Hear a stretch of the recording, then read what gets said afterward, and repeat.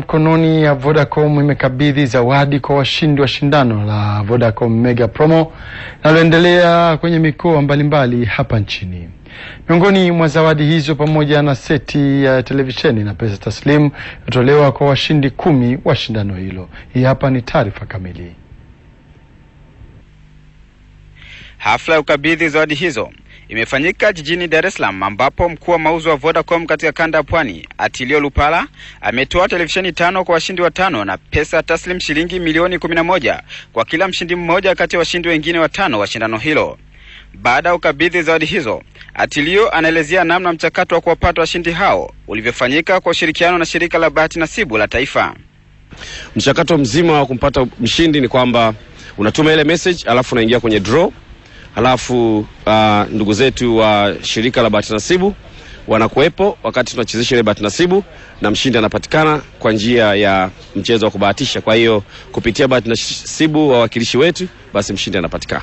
Baadhi ya washindi hao, Gardner G. Habash na Joseph Nyange, walioshinda shilingi milioni 11 kila mmoja, na Brandina Mdale aliyejipatia seti moja luninga aina ya LCD, walikuwa na haya ya kusema. Ukiniuliza kwamba unaamini kama niamini kama ningepata, jibu kiukweli kabisa sikuamini kama ningepata, kama ambavyo watu wengi hawaamini, wanaoshiriki na wasioshiriki. Lakini bado nilikuwa napata wito kwamba jaribu. Nikajaribu, nikafanikiwa. Nimetuma message za kutosha mara nyingi kadri inavyowezekana, na hatimaye siku ya tarehe 30 mwezi uliopita nikapata simu wakati nikiwa Mwanza kwenye shughuli za kikazi kwamba nimeshinda zawadi ya shilingi milioni 11 kutoka Vodacom katika hii Mega Promo inayoendelea sasa hivi.